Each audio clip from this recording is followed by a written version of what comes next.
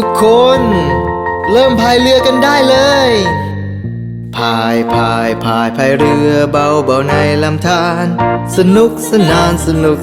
นชีวิตเป็นแค่ความฝันพายเรือเบาๆในลำธารสนุกสนานชีวิตเป็นแค่ความฝัน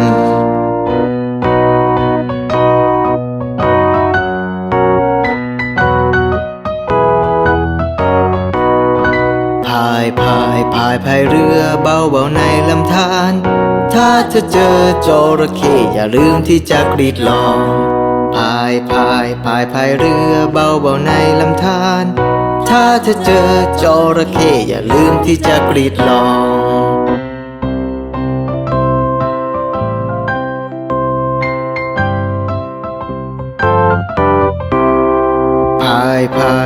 พายเรือเบาๆในลำธารสนุกสนานชีวิตเป็นแค่ความฝันพายเรือเบาๆในลำธารสนุกสนานชีวิตเป็นแค่ความฝัน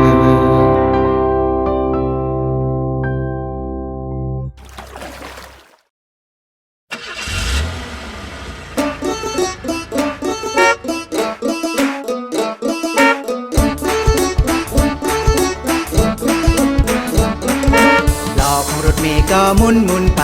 หมุนไปล้อของรถเมล์ก็หมุนไปตลอดทางล้อของรถเมล์ก็หมุนไปหมุนไปล้อของรถเมล์ก็หมุนไปตลอดทาง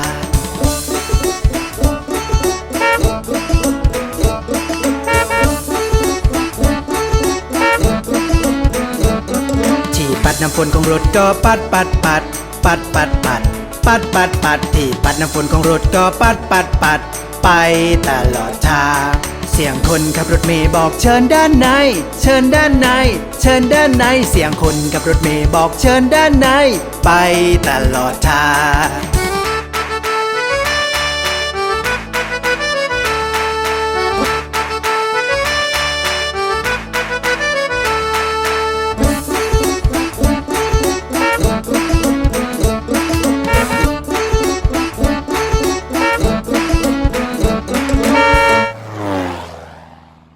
ผู้คนบนรถเมล์ก็ขึ้นและลงผู้คนบนรถเมล์ก็ขึ้นและลงไป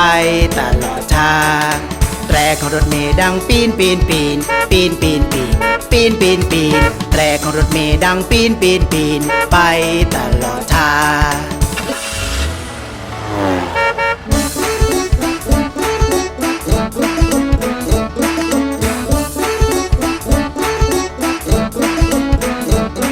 เด็กน้อยบนรถเมล์ร้องแว่เด็กน้อยบนรถเมล์ร้องแว่ไปตลอดทางผู้ปกครองบนรถเมล์ร้องจุผู้ปกครองบนรถเมล์ร้องจุไปตลอดทาง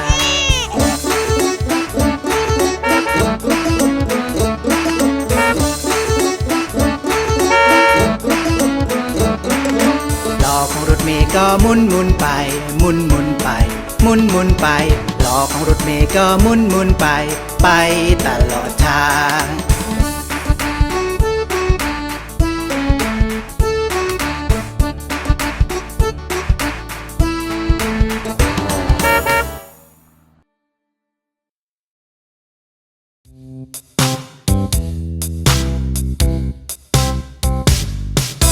1 2ผูกเชือกรองเท้า3 4ขอที่ประตู5 6เก็บกิ่งไม้7 8เรียงเป็นแถว9 10แม่ไก่ตัวอ้วน11 12ขุดและคุย13 14แม่บ้านกำลังยุ่ง15 16แม่บ้านอยู่ในครัว17 18แม่บ้านกำลังรอ19 20จานฉันยังวางอยู่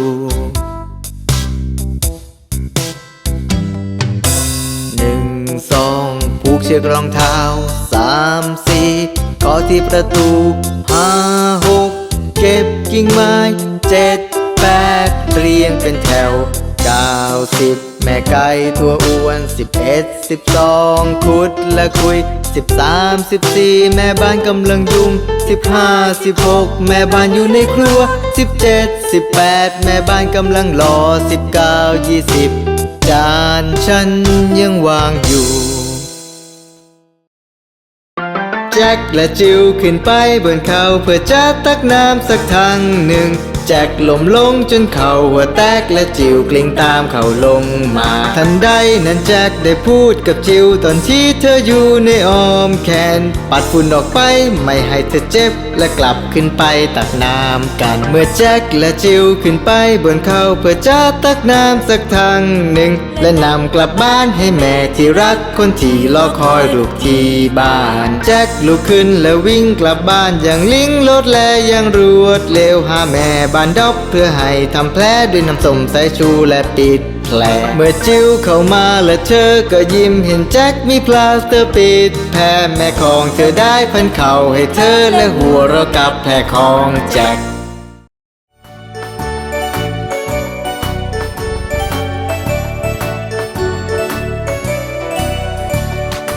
นี่คือนิ้วคุณพ่อไงได้เจอกันช่างดีใจสบายดีหรือเปล่านี่คือนิ้วคุณแม่ไงได้เจอกันช่างดีใจสบายดีหรือเปล่า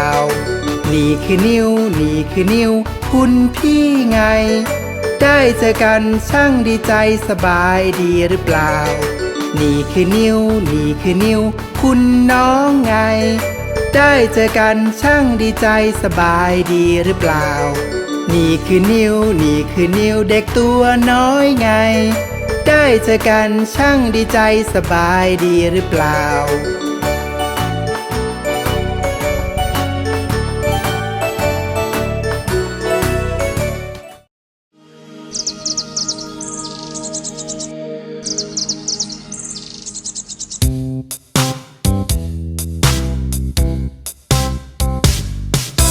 1 2ผูกเชือกรองเท้า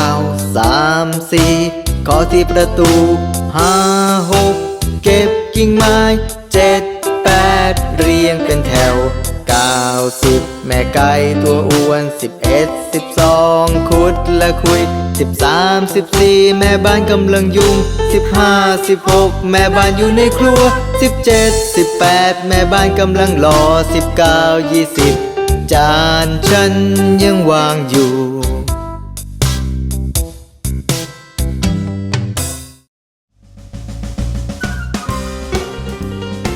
มาพบกับคำตรงกันข้าม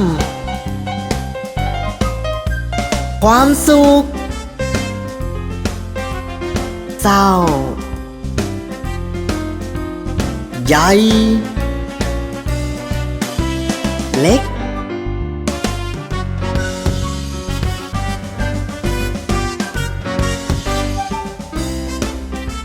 ร้อน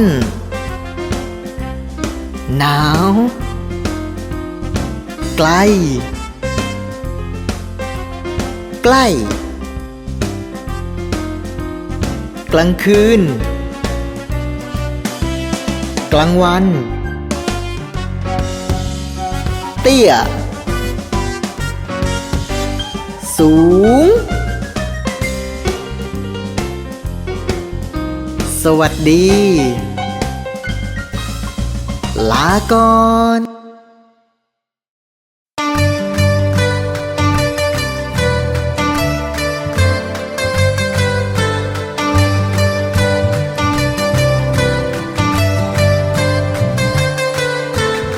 วกเราคือดาวเคราะห์กลมและใหญ่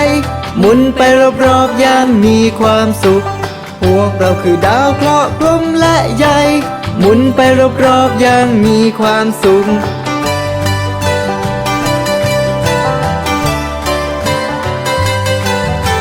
ฉันอยู่ใกล้ดวงอาทิตย์ที่สุดฉันคือดาวพุธบนฟ้านี้ฉันสว่างที่สุดฉันคือดาวศุกร์ฉันคือดาวเคราะห์ของคุณฉันคือโลกฉันคือดาวเคราะห์สีแดงฉันคือดาวอังคาร พวกเราคือดาวเคราะห์กลมและใหญ่หมุนไปรอบๆอย่างมีความสุขพวกเราคือดาวเคราะห์กลมและใหญ่หมุนไปรอบๆอย่างมีความสุข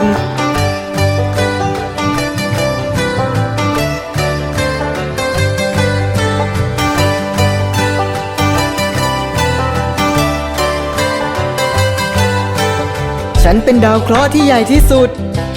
ฉันคือดาวพฤหัสดาวพฤหัสฉันเป็นดาวเคราะห์ที่มีวงแหวนฉันคือดาวเสาร์ดาวเสาร์ฉันมีดวงจันทร์27 ดวงฉันคือดาวยูเรนัสดาวยูเรนัสฉันเกิดขึ้นจากแก๊สฉันคือดาวเนปจูนดาวเนปจูนฉันอยู่ไกลจากดวงอาทิตย์ที่สุดฉันคือดาวพลูโตดาวพลูโตพวกเราคือดาวเคราะห์กลมและใหญ่หมุนไปรอบๆอย่างมีความสุขพวกเราคือดาวเคราะห์กลมและใหญ่หมุนไปรอบๆอย่างมีความสุข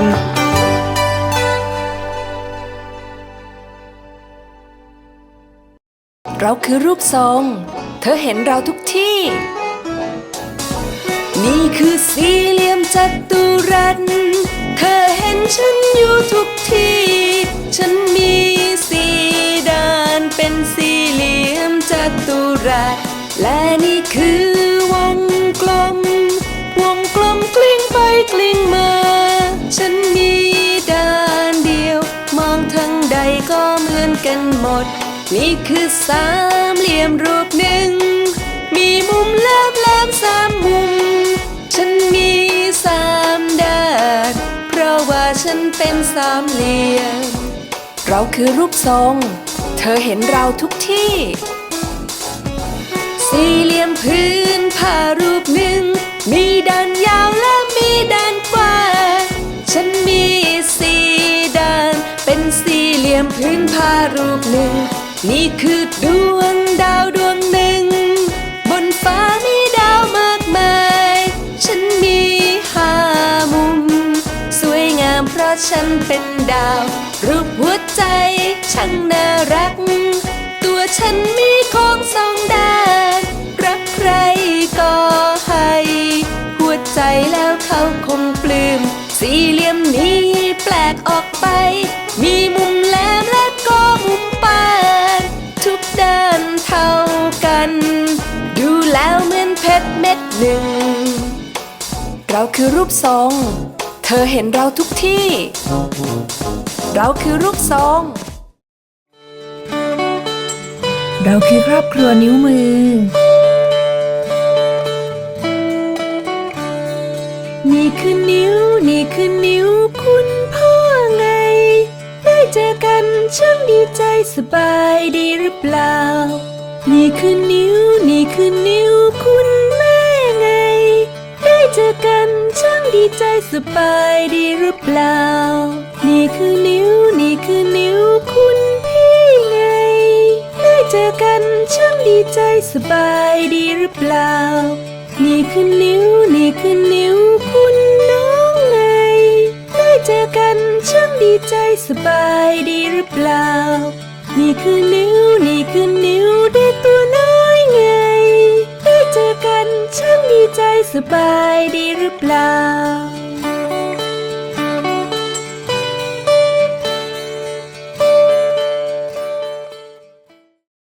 ตาล้มลุกน่าสงสารจังโดนผลักอยู่เรื่อยเลย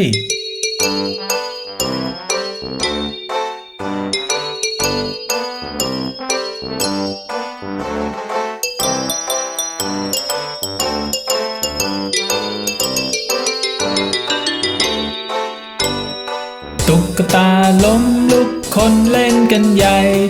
ตุ๊กตาล้มลุกใครเห็นก็ผลักใครแวะมาเขาก็หัวเราะชอบใจพอผลักก็ล้มแล้วก็ลุกขึ้นมาใหม่ตุ๊กตาล้มลุกคนเล่นกันใหญ่ตุ๊กตาล้มลุกใครเห็นก็ผลักใครแวะมาเขาก็หัวเราะชอบใจพอผลักก็ล้มแล้วก็ลุกขึ้นมาใหม่